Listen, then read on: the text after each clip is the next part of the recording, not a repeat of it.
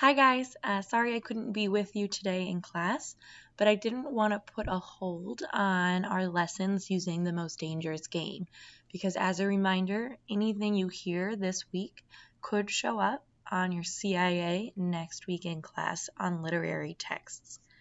Today we're really going to look into the concept of characterization. If you remember back to your key terms, this was on that list. Characterization is how an author creates and develops and builds characters so that we really get to know them while we're reading a piece of literature. And there's lots of different ways that authors can do this. We can first break characterization down into the two main types of characters we see in a text. And we've used these words throughout this year, so they should be pretty familiar to you. The first one is the protagonist. So you can remember that. Pro, you are for something, you support something, you cheer it on. The protagonist is the main character, the character we root for, the character that we want to see be successful, the character who faces obstacles in the story but overcomes them. And that second bullet point there says the protagonist is typically whose perspective we get in a story. All that means is that they're the ones who we get to see inside of their head. We get to see their thoughts and their feelings. And a lot of times this allows the reader to make a connection with that character, to have empathy for that character, to understand that character. And so we automatically want them to win or be successful because we feel like we know them. The second type of character we see in a text is the antagonist. You can remember that with anti being a part of that word, you're against something. The character that we root against or we don't quite understand, we don't get their background story, their thoughts, their feelings. And typically this character is the one that causes conflict or conflicts for our protagonist. They're somehow getting in the way of the success for that character that we do support throughout the story.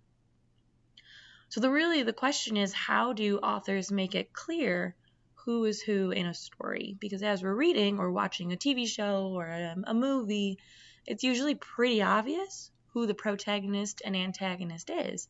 So what are some of those clues, some of those hints for discovering which character is which? And that's when authors may use things like indirect and direct characterization. So these are two more of your key terms from this quarter. Direct characterization, for the definition there. Oops, sorry, my mistake.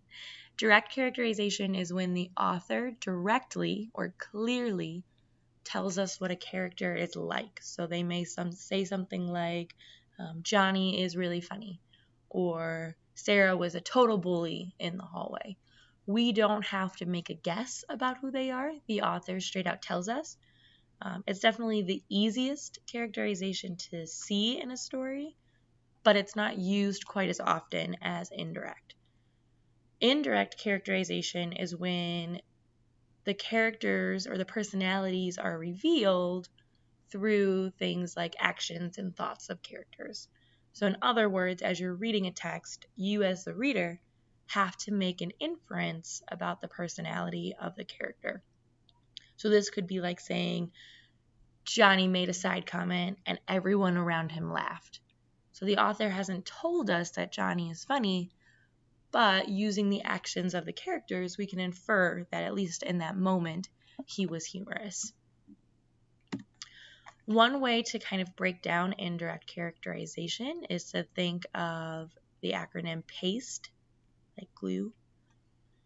You can look at P, the problem solving of a character. So how do they respond to their conflict? How do they react to their problems? Is it a character who runs up to their room and locks the door and cries into their pillow all night? Or is it a character who confronts the bully and tells them why they're wrong and protects others from that same fate? That creates two different totally characters. A would be the actions of a character, which is kind of similar to how they react. It's, how are they behaving in the story? What do you see them doing? Are they consoling their friend by putting an arm around their shoulder? Or are they helping someone in the hallway by picking up their books when they drop them? Are they taking out their chewing gum and sticking it to the bottom of a desk in the classroom? All of these tiny actions reveal who they are as a person. The speech is just what the character says to other people around them. Same thing. Are they being friendly, polite? Are they being rude? Are they being belligerent? Or how do they speak? So are they speaking formally? Are they speaking in slang? Are they speaking in a dialect? That all reveals aspects of their character as well. Thoughts is especially telling because we get to see inside the characters' brains, something we don't even get to do with our own friends and family. So this one's especially important if their thoughts and actions are not consistent. So you may have a character who is acting like they're best friends with the girl next door. So they're helping them with their hair and they're buying new clothes together and they're doing nails together. But then in our character's thoughts, we might see that she's actually doing all these things because she doesn't think her neighbor is that cool, or she doesn't like the way she dresses, or she doesn't like the way she does her hair.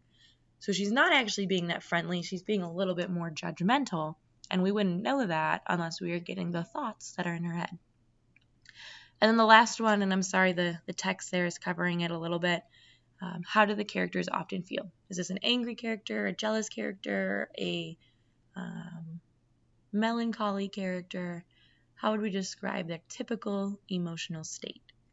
And that last little thing is just, me being corny, like always. It says stick it all together, like glue, to understand characters better. So if you look at all of these aspects, you'll have the most well-rounded, strongest understanding of the characters you see in a text. So just really quickly, just to run through some examples of indirect and direct characterization. The first one reads, I watched Aaron as his face turned white and his hands began to shake as they hovered over the phone. So what you want to look at for this one is really the actions of the character. What does it mean when someone's face loses their color? What does it mean when their hands begin to shake? What might Aaron be feeling as he's on this phone call or he's in this text message conversation? This is indirect characterization. You as the reader are making an inference. It says the reader assumes that Aaron is probably upset because of his face turning white, his hands shaking. When the reader assumes or infers information, it is indirect characterization.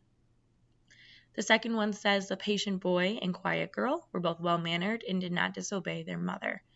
This one's going to be an example of direct characterization because the author gives us the description of the boy and the girl when he says that they're patient, quiet, and that he actually tells us as well that they're well-mannered children. We don't have to make that guess. He tells us directly. And then the last one is a piece of dialogue. It says, hey, Sarah, thanks for lending me that outfit. It must have been expensive. So using dialogue, using speech is also going to be indirect characterization. And the reader can infer through the dialogue that the friend thanks her. It suggests that she's grateful, she's a good friend. Also, when her friend mentions that it must have been expensive, the reader might assume that Sarah is wealthy and has been very generous. So you actually get characterization of two people in that one sentence of dialogue, Sarah and our narrator. And I think that's it for notes. What you're going to do to continue class is that there is a characterization formative in Google Classroom. You're going to use the most dangerous game, that's TMDG there. You can use your group that you're in to talk through this formative. Just make sure that when you are asked to explain anything, you're doing it in at least 2 complete sentences with details from the text. This is practice to make us stronger writers and making better inferences. I would like that to be turned in by the end of class.